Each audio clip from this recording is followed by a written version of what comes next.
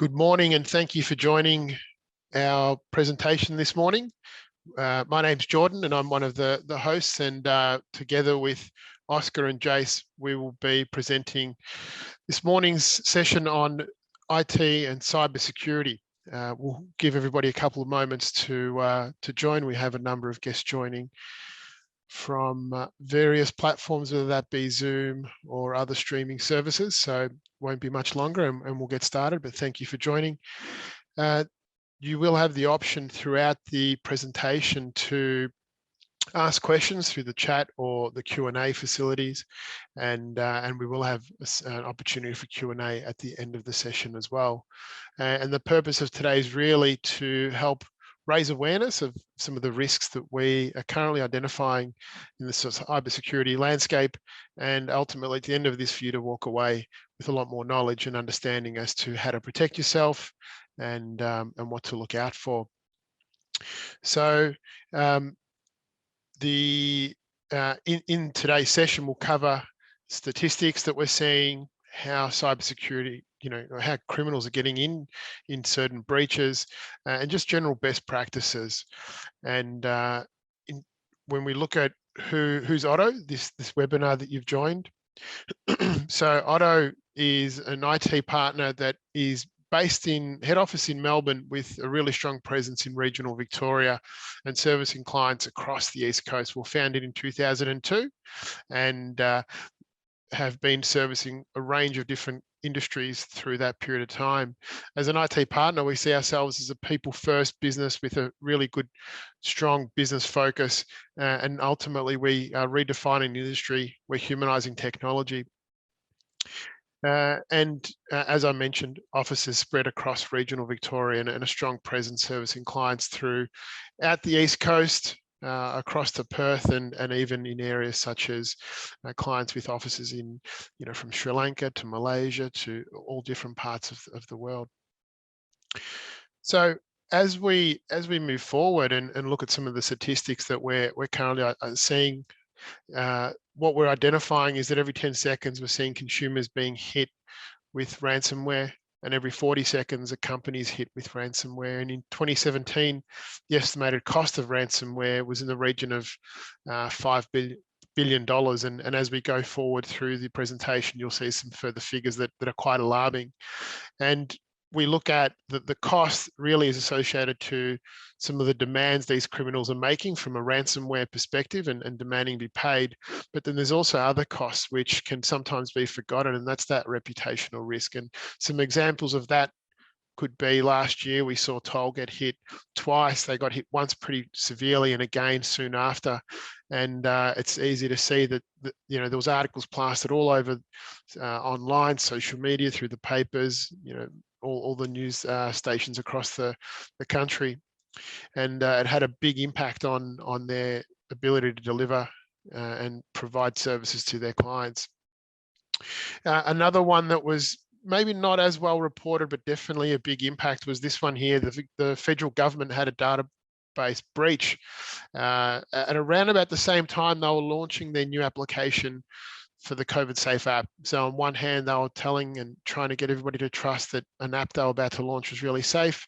And then they got hit on the other side by a breach to one of their databases. So again, that just creates that loss of trust, which is so critical when servicing any clients and it comes to security. What we're seeing more recently is that a lot of the attacks that we're identifying are targeting people, not infrastructure, where traditionally, there used to be an attack on infrastructure. There's been a fundamental change where with a lot of businesses moving to the cloud, threats today are not only targeting people, they're activated by people, and attackers are using and relying on users to click and do the work for them. So they'll send out emails and really that process will help. Roughly over 99% of threats rely on users to run a malicious code and trigger an incident. So we're seeing, email fraud on the rise. We're seeing malicious links, to credentials, and phishing is is ever increasing. And in the SMB threat landscape, the 30-day average is that we're seeing 129 email attacks, 59 phishing attacks, and malicious attacks equate to roughly 73, is what we've identified in recent times. Cool. Some more stats for everyone. Firstly, good morning. I'm Oscar. Thanks for jumping on the call with us today. The first one I've got here, 3,300. So since the beginning of the COVID-19 pandemic, we've seen over 3,300 new domain names registered containing the word Zoom.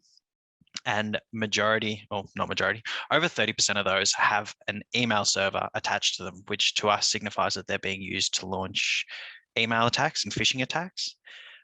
So people are taking advantage of that COVID pandemic and kind of hot topic and sending out these email attacks using, actually this one's about Zoom, sorry, using a trusted name of Zoom, which we're on today, to lull people into that false sense of security. We're predicting that in 2021, every 11 seconds, there's going to be a ransomware attack launched against a business, which is very common. As we can see, it's just getting more and more common. There's lots of reasons for that. It's cheap, it's easy to do, and it's very damaging. You can make a lot of money by doing it. The average ransom payment, so part of a ransomware attack, and really what defines a ransomware attack is that the attacker demands a ransom payment from you to return your data. At the moment, they're charging or demanding $111,605, which is a 33% rise in the demands we were seeing in 2019. So it's definitely growing quickly and probably will continue to grow as people keep paying it and keep getting hit by these attacks. Now, before I jump into this last point of 18 million, I just want to give you a little bit more context. And basically what we're seeing, and this is according to Interpol, who've given us this information or published this information, is that there will be a second wave of these cyber attacks being released. It's underway now, most likely. Personally, I haven't seen any yet, but I wouldn't be surprised to have a couple come across my inbox. Is they're expecting people to start using vaccines as content for phishing attacks. Again, it's a hot topic. It's a highly emotional topic, and it's in the news all the time. And these attackers are aware of that, so they use topics like that to lull people into this false sense of security and start launching attacks based on that. So this fourth stat here, 18 million. Google says that it blocks 18 million COVID-19 related scam emails every day. And that's just COVID-19 related. There's 240 million more spam emails every day that are being launched against Gmail users. But again, COVID-19 is a hot topic and it's being used quite heavily to target people. And here we got a page, what is the dark web? Now we've got a picture there that explains what the surface web, the deep web, and the dark web is. Now, breaking that down, the surface web is typically anything you can find via a search engine such as Google. So that consists of your social media pages such as Facebook, your Instagram pages, the blog articles, news websites. They're all publicly available and you can find them from a quick Google search.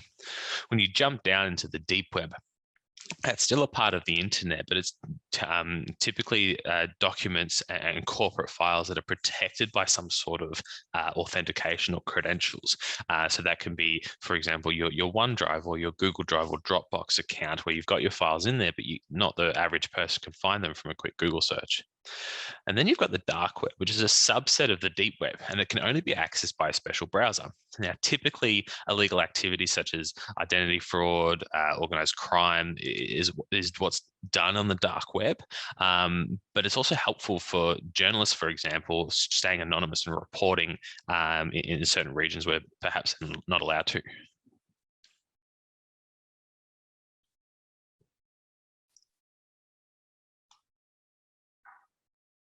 So we've got how are they getting in?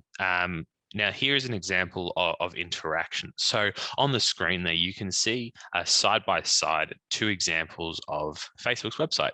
Now, on the left, we've actually highlighted or erased out the domain there. But on the left is actually a malicious version of Facebook's website. And on the right, we've got the legitimate one. Now, they look pretty much exactly the same. To the average person, it's going to be very difficult to figure out which one's malicious and which isn't. But what's happening there is trying to interact with you and get your details, get you to fill in this form that they're displaying to you in your web browser, such as your email and password, to be able to log into your Facebook account. And when you submit those details here, they're typically sent off to the cyber criminal. Next, we've got macros. So macros have been around for some time, and they take advantage of a legitimate use of scripting within Microsoft Office. Now, macros here, the example I've got displayed on your screen is on the left, you've got an email that says this is a protected document, and double click here to unlock the content. So you might get an email with this document attached. You open this document, it says, hey, this is a protected document. In order to unlock this document, you need to double click here and press open. Now, when you do that, they're using this to trick you into thinking, oh, there's something sensitive here, I need to have access to it. But when you double click on that button there, and it opens this, do you want to open this file prompt, and you press open, what you're actually permitting this malicious Microsoft Office document to do is run a script on your computer in the background. Now, within moments of clicking open, your computer can be subject to ransomware and all your files are encrypted. It could install a keylogger in the background that's monitoring every key press that you're pressing. So next time you go to your banking website, those credentials, the keys that you press to log in, are stored and sent off to a hacker. Or nothing could happen straight away. And what you'll find is in a couple of days in the middle of the night when you're not using your computer, then the attack comes and then your files are encrypted and held for ransom. So if you ever get one of these documents, definitely do not click on any of those contents. Typically, Microsoft do disable macros now, but there are still some versions that have it enabled. And then we're seeing a lot more of these SMS attacks happening at this recently in the past couple of months.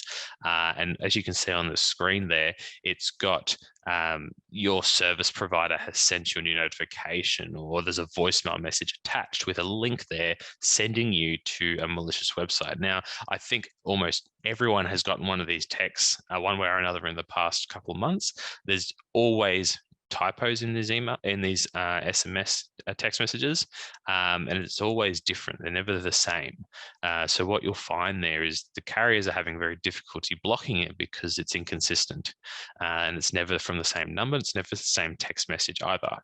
Now, what this link is when you click on this link, it's an attack against certain Android devices that allow apps to be installed from untrusted developers. So when you click on that, actually installs that app on the device, and then it's malware. And then other devices that click on it are actually being take part in this attack to more people. And then there's links of what else they could do with that phone, just from monitoring the activity, credential harvesting, or using it in further attacks.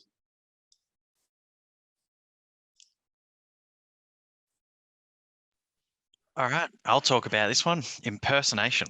So this email right here is an example that Jordan received, a legitimate attempt to impersonate Milan, who is one of the directors of Otto IT. At the time that this attack happened, we'd very recently announced a merger between 2 companies to become Otto IT. So Jordan had posted out a bunch of press releases with his name against them as the sales and marketing director.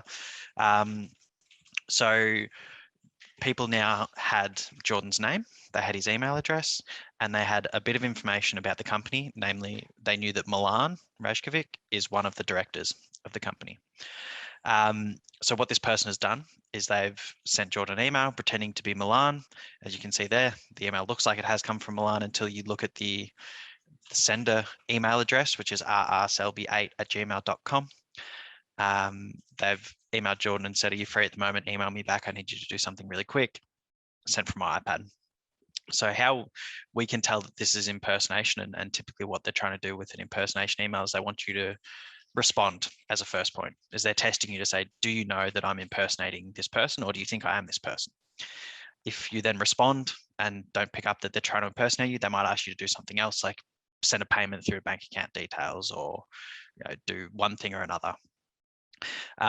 So Jordan was quickly able to spot that this was an impersonation email because he firstly looked at the email domain and saw a gmail.com, which we do not use, a gmail.com for our email addresses. The second thing that Jordan noticed is our internal policy is to not email each other to do things. We have a chat tool that we use instead. So that was the second point of Jordan's like, oh, this is a bit weird. Milan wouldn't usually email me to do something, especially because they sit next to each other in the office and most likely they'll just yell at each other. And the third one is sent from an iPad. I've worked with Milan for a while now, never seen him sending emails on an iPad. Jordan would say the same. So I was kind of using those three things. Jordan was able to identify this is an impersonation attack. I'm not going to respond.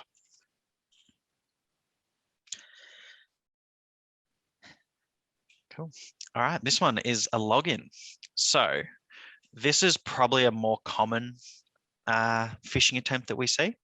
And effectively what a login attack is trying to do is get you to go to a fake version of Facebook or Microsoft or Dropbox, eBay, any range of websites, and they want you to put your username and password in.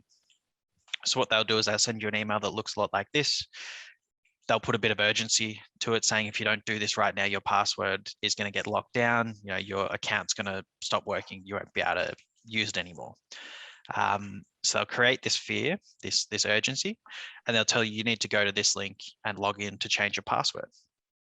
Now that link down there, msoutlook.service.outlook.com. Firstly, that's not a legitimate Microsoft address. Secondly, the email address that it's come from, excuse me, msoutlook94@service.out10ok.com. Again, that's not a legitimate Microsoft email. And even the language and the grammar are other triggers for us to identify a phishing attempt. You can see there's an extra space after the word shortly between the full stop.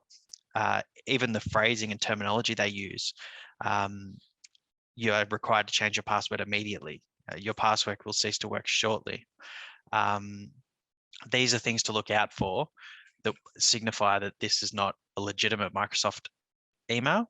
It is a phishing attempt, and they're trying to steal your credentials. Yeah, and the other thing as well, Oscar, that sometimes can happen is somebody might type in what looks like to be a legitimate email, but then hyperlink it to an illegitimate email as well. So when we're in a fast-paced, life now. Yep. So you might be on the run, quickly see something, go, oh wow, I need to get that. I can't afford to let my password expire. I'll click on it, and then you don't necessarily look at that landing page that it'll take you to as well. Yeah, no, absolutely correct. Cool. Social posts. So this is an interesting one, and probably not something that a lot of people consider an attack, but it is.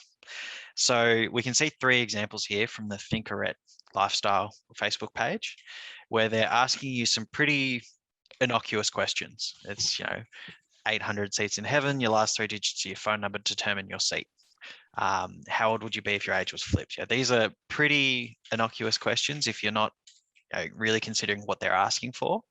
But what these are typically trying to do is gather information about you, and specifically information that they can use to try and get access to accounts of yours.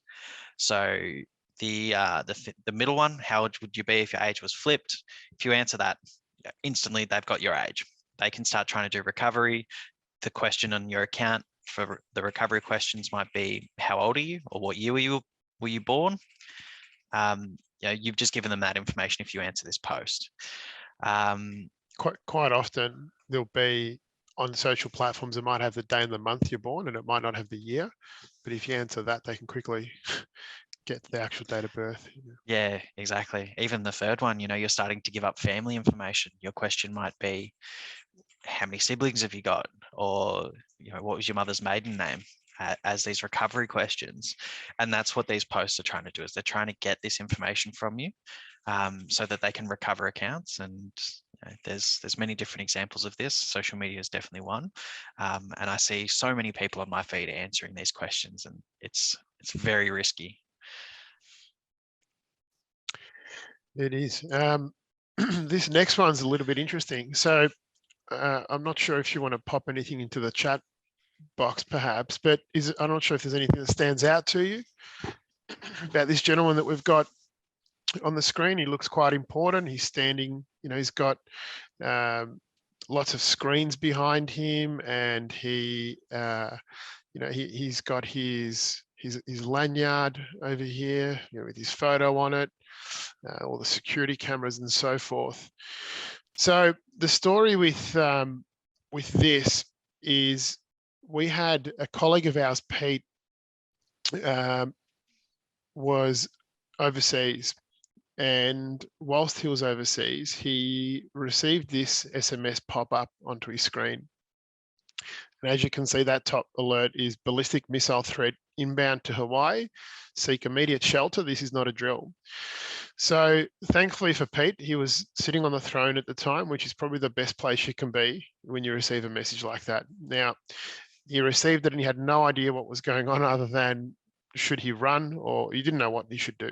So he went downstairs to the lobby, and there was people just running everywhere. There was mayhem. You can imagine, Americans over in Hawaii just going absolutely ballistic, and pardon the pun. And he, soon after, he received an SMS to say that there wasn't a ballistic missile threat inbound. So thankfully, Pete's still with us today.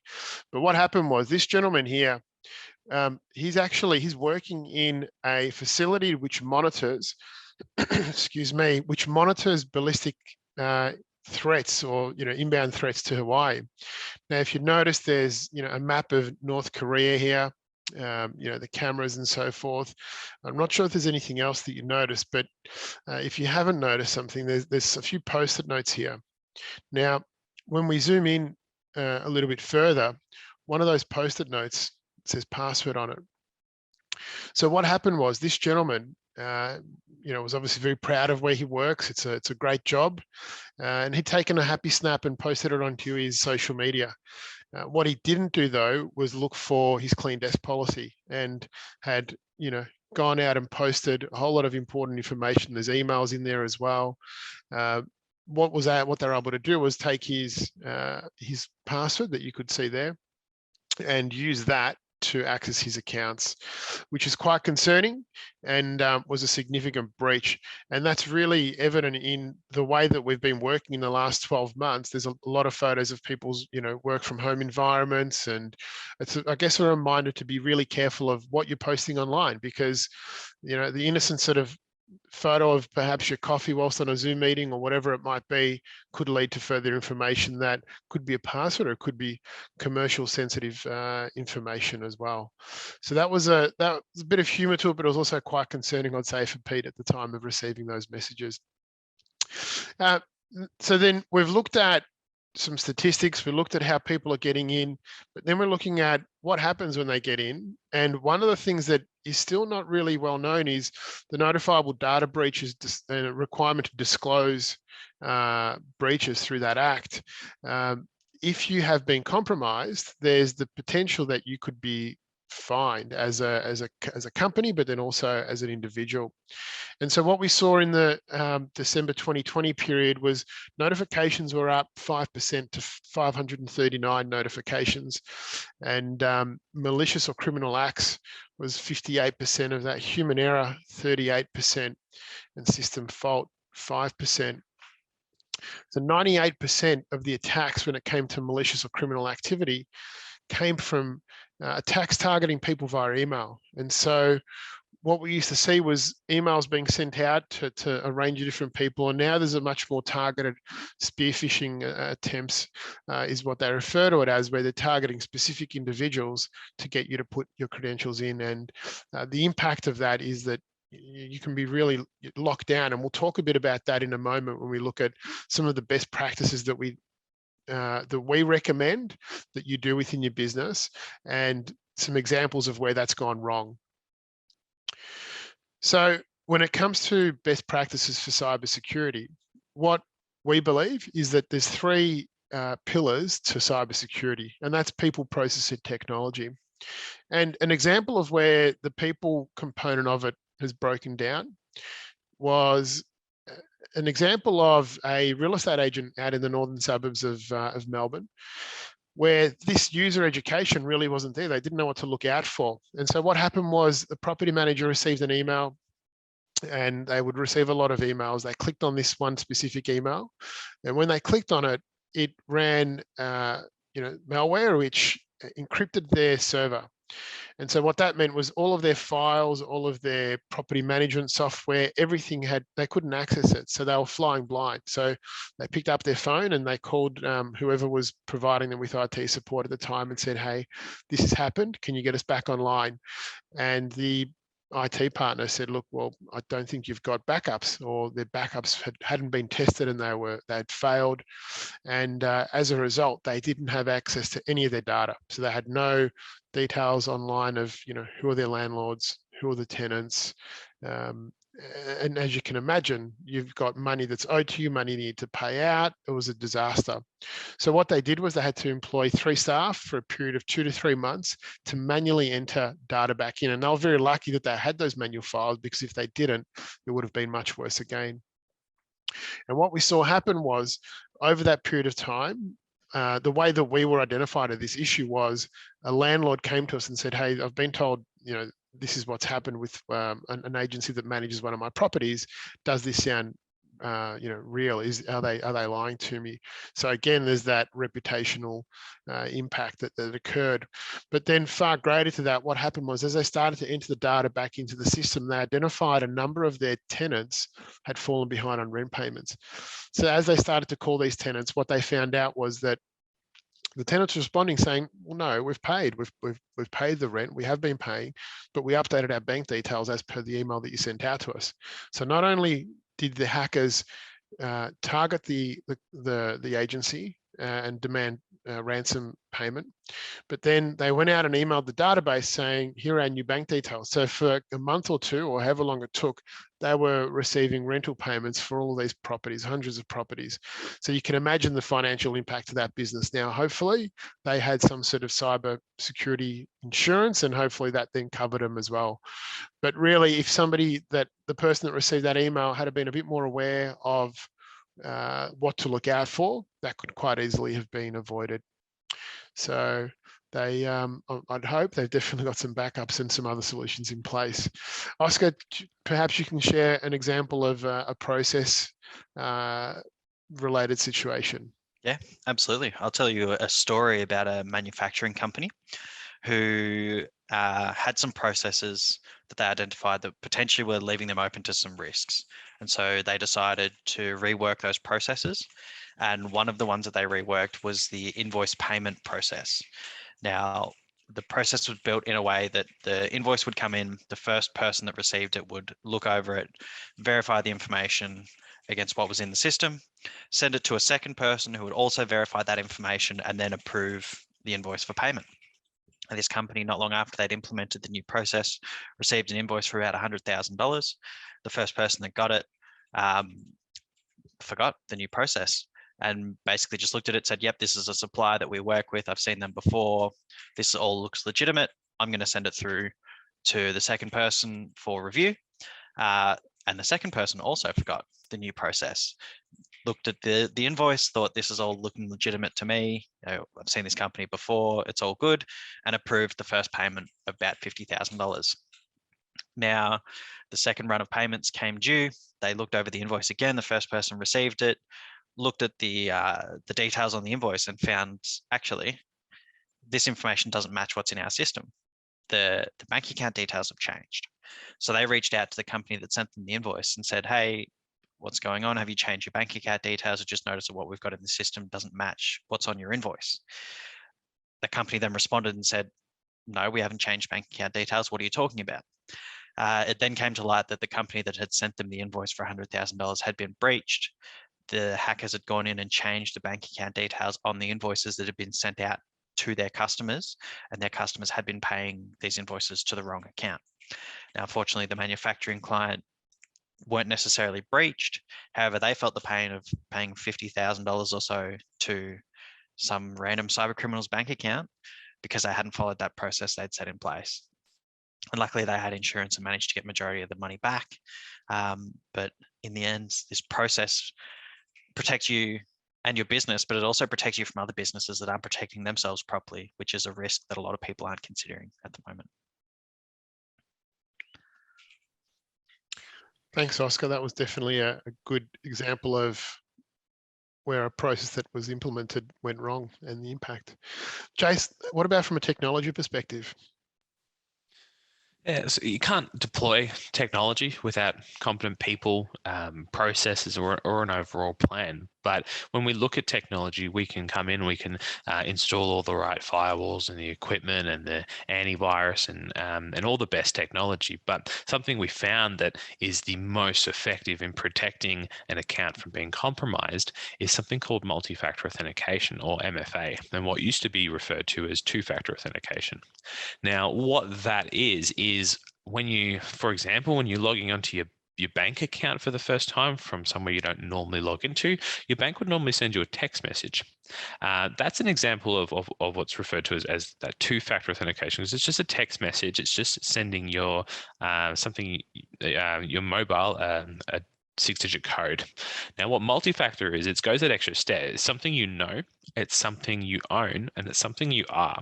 So those three things combined give you a really good security stance for your account. Now, what that could look like is, for example, with Office 365, which is a very popular email system that a lot of businesses use, have the ability to use multi-factor authentication where something you know is your password to log into the account.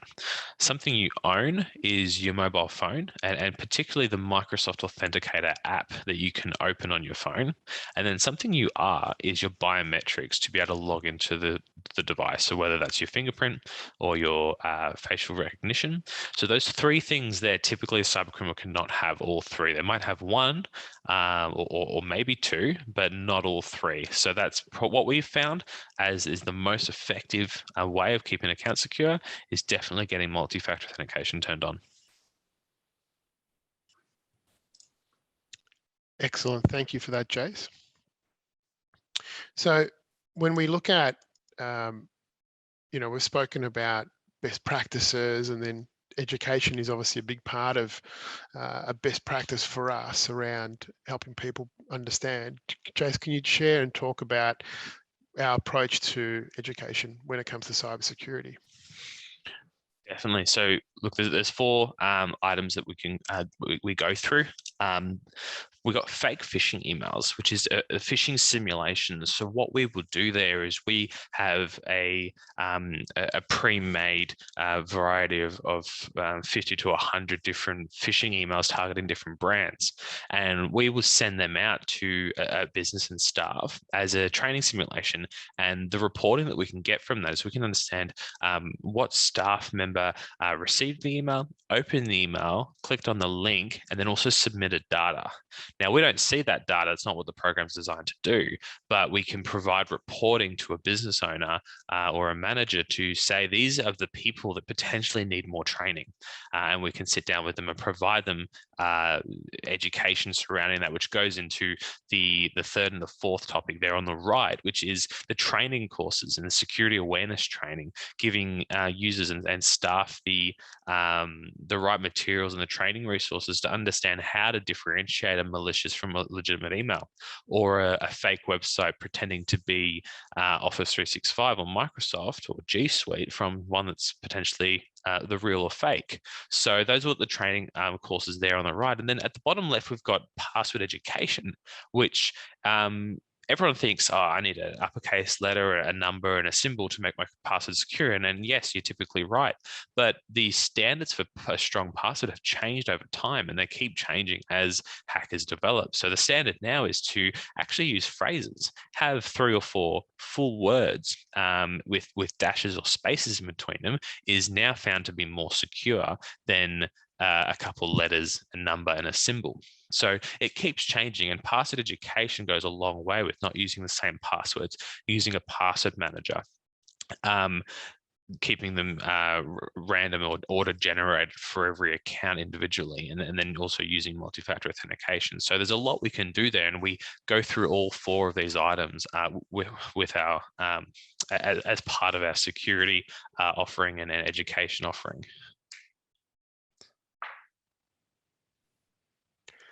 Excellent. Thank you, Jace. So one of the things that we can provide at Otto is a security review and security audit. So if anyone on this call would like some more information about that, please feel free to send through an email to info@ottoit.com.au. And also, follow us across some of our social media platforms on LinkedIn and Facebook and Instagram. Just search Otto IT or Otto Humanizing Technology, and I'm sure you'll find us. But we're often trying to post as much informative information and articles to help educate the community around some of the risks associated with IT security and IT in general. So we have some time for Q&A, and that as we come to the close of our presentation. I hope you've found it valuable so far. There's some questions that we've got from a few different platforms that we're streaming to, but if any of our current attendees would like to ask any questions, please fire away.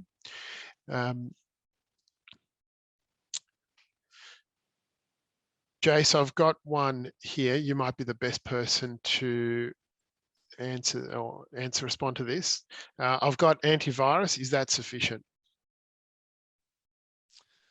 There's hundreds of different antivirus products out at the moment, and a lot of them are very basic consumer level antivirus products. They work of what's called their signature based products, which has to have seen it before in order to realize that it's malicious. Now that is for the standard consumer home computer, that might be sufficient, but it's not going to catch everything. What they're moving into is leveraging AI, artificial intelligence, to identify common characteristics of malware and how the antivirus can pick up on it much quicker. Now, you can have the most amazing antivirus, but if no one's monitoring and actioning the alerts that come through, then it's not going to do you a whole great of good. So part of what we offer is a 24/7 monitoring service and management of the antivirus. So if it does pick up something, that we're actioning it straight away and locking it down. And without that, it might not potentially grab all the different bits and pieces part of that malware attack and only grab some. So it's really important to have someone there managing it for you and actioning the alerts that come through. I might just add to that as well, and we did speak about this previously in the presentation, is that these attacks are increasingly targeting people, and so it's difficult for an antivirus to pick up an attack on a person. I've had examples where someone's called me and said, I've got this investment opportunity for you. Are you interested? And I was driving home from Melbourne to Geelong and was like, yeah, I'm pretty bored. Let's see what happens. I'll go along with this. And it was this investment opportunity where they said, we need to create you an account. So they were asking me these questions, saying, let's set some security questions for you, and started asking me, what's your mother's maiden name? All these security questions in the guise of setting up an account for me. And I twigged to what they were doing quite early on. It was like, this is a scam phone call. So I went along with it for a while and eventually said, I know what you're trying to do. And the guy said, oh, sorry, I'll just email you. Don't worry about it, and hung up on me. But an antivirus isn't going to stop that.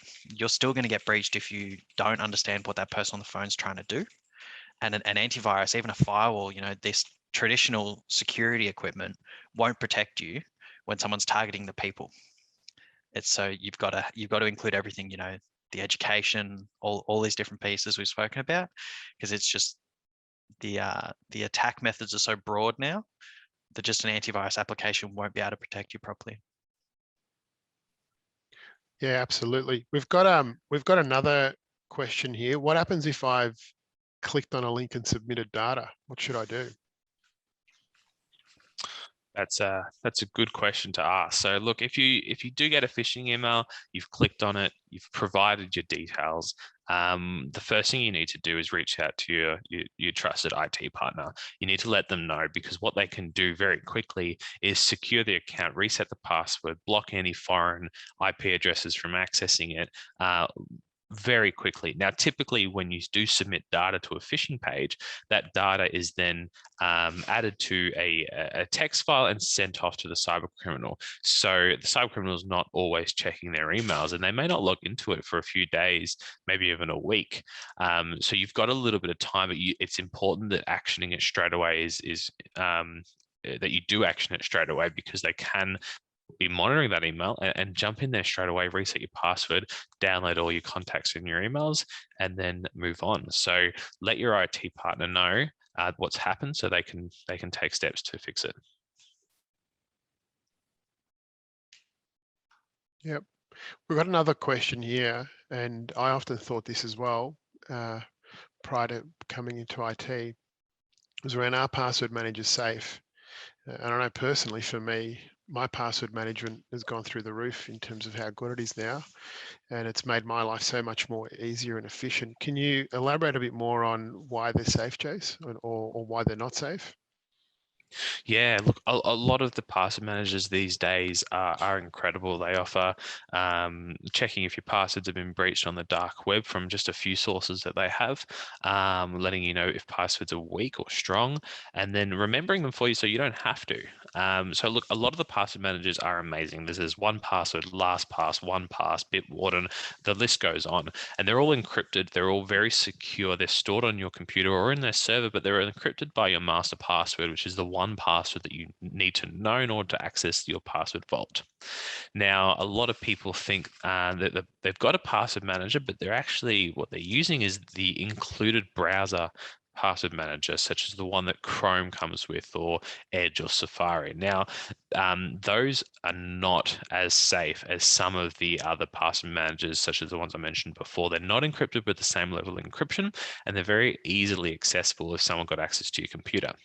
I've been across tools that are just called chrome.exe, and when you run it, it just downloads all the passwords, puts in a text file called passwords.txt, and it lists all your username and passwords, and ANZ Bank username, password, and the next one.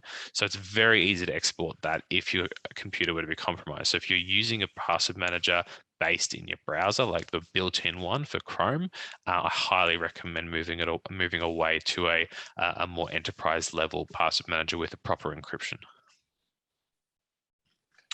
Excellent. Thanks, Jace. So if we don't have any other questions, I think what we'll do is end the call now, and I hope everybody has found this really valuable and will walk away with a much greater understanding of what to look out for. Please feel free to reach out to us directly and ask any questions you may have, and we really appreciate you taking the time out of your busy schedules to join us today.